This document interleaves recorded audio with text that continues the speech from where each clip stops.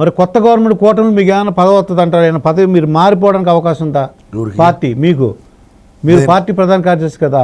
నేను పార్టీ రాష్ట్ర అధ్యక్షుడిగా అయినా పదవి తీసుకొని నా భుజాల మీద వేసుకొని పార్టీని ముందుకు తీసుకొని పోయే యోచనలో నేను. అలా అందరూ అనుకుంటున్నారు 6 వెళ్ళిపోతే చాలు, ఇంకేముండదు, విలీనం చేసినట్టు అయిపోతుంది, మొత్తం రద్దు అయిపోద్దని. లేదు లేదు లేదు, అక్కడ రఘురామకృష్ణరాజు ఉన్నాడంటే ఇద్దరు అమ్మాయిలు. నేను రాత్రి కూడా రఘురామకృష్ణరాజుతో డిబేట్లో కూర్చున్నా, ఆయన అదే అన్నాడు, మీకు ప్రతిపక్షం కూడా లేదు, జగన్మోహన్ రెడ్డి అసెంబ్లీకి రాడు. నేనంటే దగ్గర ఉండి ఎట్లా వాడు చేసి పేరు నాని ఒకడు ఉన్నాడు, పేరు నాని. ఏమైంది వాడు రీల్స్ చేసుకునే నా కొడుకు టికెట్ ఇస్తారేమయ్యా? వాడు పాపం ఇన్స్టాలో రీల్స్ చేసుకుంటా ఉంటాడు, ఇన్స్టాగ్రామ్ లో రీల్స్ చేసుకునే వాడికి శాసనసభ్యుడు టికెట్ ఇచ్చాడు మా వాడు. వీడికి ధమాకు ఉంటాయి కదా ముందు, వీడి వయసు ఎంత, వీడి సామర్థ్యం ఏంది, వీడి దీన్ని జయించుకొని రాగలుగుతాడా అని చెప్పి అడగాలి కదా. లే, నీకు ఎమ్మెల్యే టికెట్ అని కేటాయించా, ఇచ్చినాడు. దుర్గాప్రసాద్ మా పార్టీలో ఎట్టుంటుందంటే శాసనసభ్యులు కానీ శాసనసభ్యులే ఎక్కువగా ఎట్టుంటుందంటే శాసనసభ్యులు ఎర్రచందనం అక్రమంగా రవాణా తోలలా, ఎర్రచందనం పీడీ యాక్ట్లు ఉండాలా, హత్యాయత్నం కేసులు ఉండాలా, బైండ్ ఓవర్లు ఉండాలా, రౌడీ షీట్ ఉండాలా, మైనింగ్ మాఫియా చేయాలా, ఇది శాండ్ మాఫియా చేయాలా, గంజాయి, డ్రగ్స్, ప్రభుత్వ స్థలాలు, మఠం భూములు అని ఉంటాయి తెలుసా? మఠం భూములు, అవునవును, మఠం భూములు కబ్జాలు పెట్టాలా, చెరువులు కబ్జా చేయాలా. అదేవిధంగా ఎస్సీ ఎస్టీ బీసీ మైనారిటీలకు సంబంధించినటువంటి ల్యాండ్ ఏదైతే మంచి రేట్లు ఉన్నాయో వాటిని 2 కోట్లు ఉన్నటువంటి ఎకరా 20 లక్షలకే కొనాలా. ఇప్పుడు భోగాపురం ఎయిర్పోర్ట్ దగ్గర 2 కోట్ల ఎకరం, నువ్వు ఫోన్ చేసి కనుక్కున్నా ఇట్నే ఉండాలి. కనుక్కోండి, 2-3 కోట్లు ఉంటది. భోగాపురం ఎయిర్పోర్ట్ చుట్టూ పరిసర ప్రాంతాల్లో 1 ఎకరం వచ్చి 2 కోట్లు, ఒక్కొక్క ఎకరం 20 లక్షలకు కొన్నాం మేము. జగన్మోహన్ రెడ్డి తాలూకా పులివెందుల నుంచి వచ్చినాము, 20 లక్షలు ఇస్తారా లేకుంటే గోడ కట్టేయమంటారా? గోడ కడితే ఏది రాదు, సంతకం పెట్టి డాక్యుమెంట్ల మీద సంతకం పెట్టినామంటే 20 లక్షలు లెక్క వస్తుంది. Choice is yours.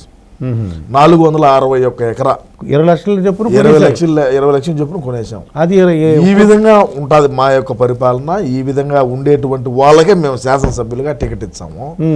ఇప్పుడు చిత్తూరు జిల్లా తీసుకున్నారంటే, చిత్తూరు జిల్లా కాదు, చిత్తూరే. చిత్తూరు తీసుకున్నారంటే ఆడ విజయానంద రెడ్డి ఎవడు పేరు, వాడు స్మగ్లరు. తెలుగుదేశం పార్టీ హయాంలో పీడీ యాక్ట్ పెట్టి రాజమండ్రి సెంట్రల్ జైల్లో మగ్గుతా ఉన్నాడు. అన్న అధికారంలోకి వస్తానే 28 రోజులకు వాడిని బయటికి తెచ్చి నువ్వు గ్రౌండ్ లెవెల్లో తిరగరా, నీకు 2024లో ఎమ్మెల్యే టికెట్ నీకు ఇచ్చాను అని చెప్పి ఓడికి ఆర్డర్ ఉంటారు. టింగిటింగ్లు తీసుకొని ఉండిలో వేసుకొని వాడిని తిప్పి చేశాడు. ఏమైందా, ఆడ గెలుపుతావు. ఏది ఏమైనట్టుకి దుర్గా గారు, మేము బటన్ నొక్కినాము, అన్ని జరిగినాయి. 1,70,000 కోట్లు అండి బటన్ నొక్కిసారు. బటన్ నొక్కినాము. మరి ఈ బటన్ నొక్కడంలో పిల్లిలు తిన్నాయా, కుక్కలు తిన్నాయా, పందులు తిన్నాయా, చీమలు తిన్నాయా, లేకంటే ఇంకెవరన్నా తిన్నారా అనేది మేము తెలుసుకునేదానికి కొద్దిగా టైం పడుతుంది. మేము ఆ పరిశీలన చేసే దాంట్లో ఉన్నాము. ఖచ్చితంగా ఇటు రాయలసీమలో ఎవడు ద్రోహం చేశాడు, కోస్తాంధ్రాలో ఎవరు చేశారు, ఉత్తరాంధ్రలో ఎవరు చేశారు అనేది మేము తప్పకుండా కనుక్కొని 2034కో 2039లోనూ మళ్ళా కూడా మా పార్టీ అధికారంలోకి వచ్చాదని అయితే మేము గట్టి దృఢ సంకల్పంతో ముందుకు పోతామని తెలియజేసుకుంటా ఉన్నా. మరి పవన్ కళ్యాణ్ 20 years వరకు చూడకూడదు, రాజకీయాలకు రాకూడదు, నేను చూస్తున్నా అధపాతాళ తొక్తా అని అన్నారు ఆయన. చూద్దాం. నేనేం చెప్తున్నాను, నేను ఇప్పుడు రేపు మొన్నడు వచ్చామని చెప్పలా. 2034లో కానీ 2039లో కానీ, అంటే 20 years లెక్కేసుకుంటాను నేను. 2034గా 39 అట్లా ఆ టైంలో వస్తాము అని నేను గట్టిగా అయితే చెప్పగలను. ఇప్పుడు మరి జగన్మోహన్ రెడ్డి గారు ఓడిపోయాడు, మరి ఏంటి కాలక్షేపం, ఎలా ఏం చేయాలి? మరి ఇన్ని కేసులు ఏమో ఎట్టుంటుంది ఏమో చూద్దాం. రాబోయే రోజుల్లో మళ్ళాగడ కలుద్దాం, మనం ఇబ్బంది ఏమన్నది, మళ్ళాగడ కలుద్దాం, మళ్ళాగడ మాట్లాడదాం.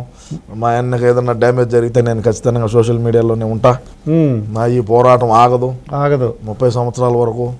అన్నను మళ్ళా ముఖ్యమంత్రిని చేసేదాకా నా ఈ పోరాటం అయితే ఆగదని గట్టిగా చెప్తా ఉంటాను నేను. అంటే ఓడిపోయాడు కదా, ఇంకా నువ్వు వదిలేస్తావు అనుకున్నాను నేను. మా వాళ్ళందరూ అన్నారు ఇంక పట్టించుకోడు, మరి సీమరాజు వదిలేస్తాడండి. నేను అటువంటి కాదు. ఆ, నేను ₹1 ఆశించకుండా అన్న కోసం పనిచేసేటువంటి వ్యక్తిని. అన్న కోసం వివేకా సార్ అంటే అభిమానం నాకు. వివేకా సార్ అంటే అభిమానంతో నేను అన్న కోసం పనిచేస్తా ఉండా.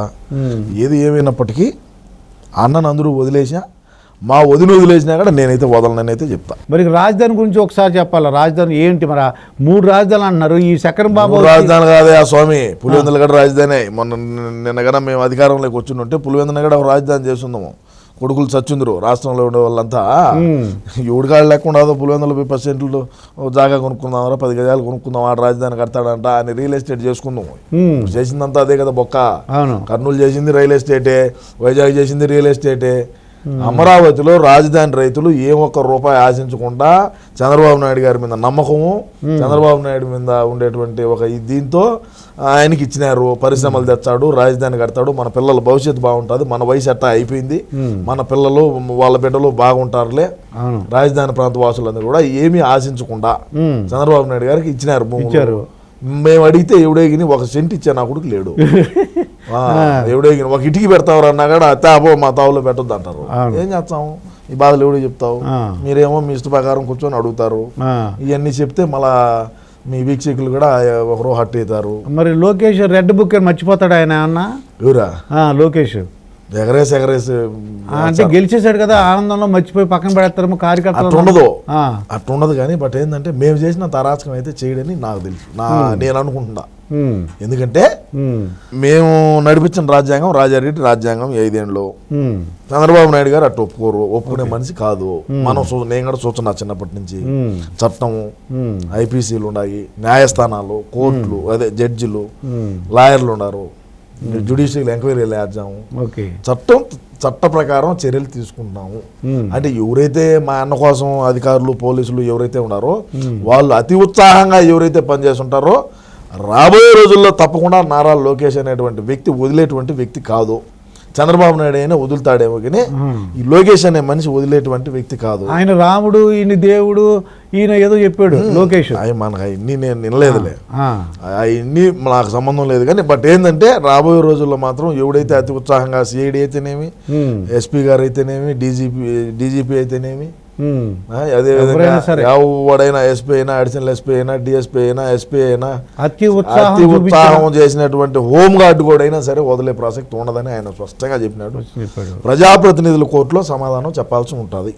దానికైతే సిద్ధంగానే ఉండాల్సి వస్తుంది తప్పకుండా. మరి సజ్జల రామకృష్ణారెడ్డి ప్రతిదానికి వచ్చేస్తాడు.